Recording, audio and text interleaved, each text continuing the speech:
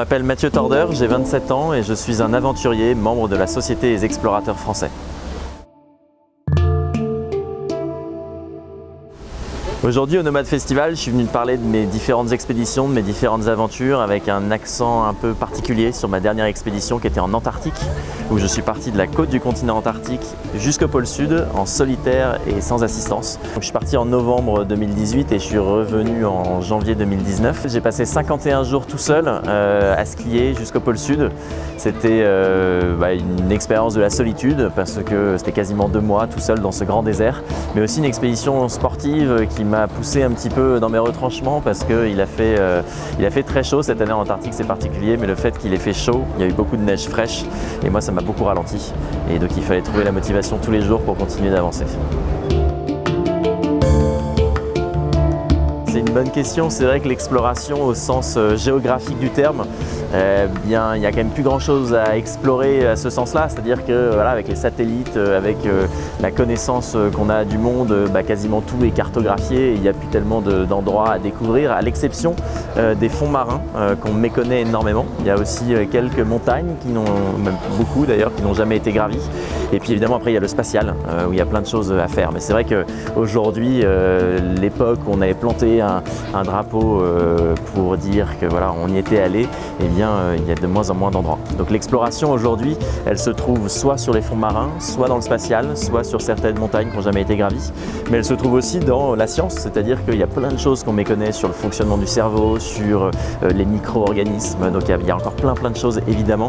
Et donc l'exploration, elle n'a jamais été aussi présente et vivante qu'en 2019. Je crois que quand on partage ses aventures, quand on fait des films, quand on fait des livres, quand on fait des conférences et qu'on essaye de transmettre un petit peu des histoires ou des messages, c'est une façon de voyager d'une manière engagée. C'est-à-dire que moi en tout cas pour ma part, en allant au pôle sud tout seul, il y avait une démarche assez individualiste dans cette expédition. Mais aujourd'hui, mon métier est de donner des conférences. Alors je le fais beaucoup en milieu scolaire pour parler de la fragilité des terres polaires, pour parler du dérèglement climatique, de la fonte des glaces. Donc pour moi ça c'est de l'engagement, en tout cas ça donne du sens à ce que je fais. Et puis quand je suis en entreprise, eh bien, je m'intéresse plutôt à des thématiques comme le dépassement de soi, la prise de risque, la résilience, donc des sujets qu'un salarié ou qu'un chef d'entreprise peut connaître, et connaît tous les jours. Et donc l'engagement que je prends auprès de ces personnes-là, c'est justement d'essayer de partager mon expérience pour essayer de trouver des ponts et des liens entre les deux mondes.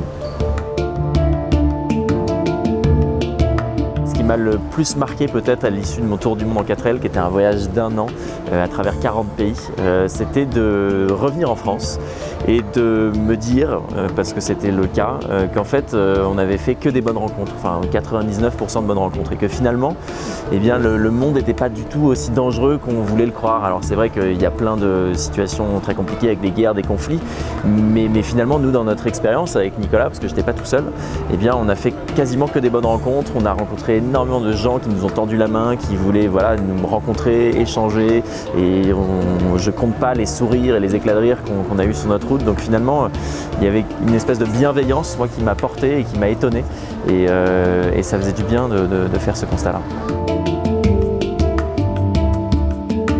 Et là, moi, je suis au Nomade Festival, donc je suis ravi d'être là parce que je suis entouré de plein de personnalités, de voyageurs, de personnes qui ont réalisé des documentaires, qui font des confs, qui sont écrivains, des photographes.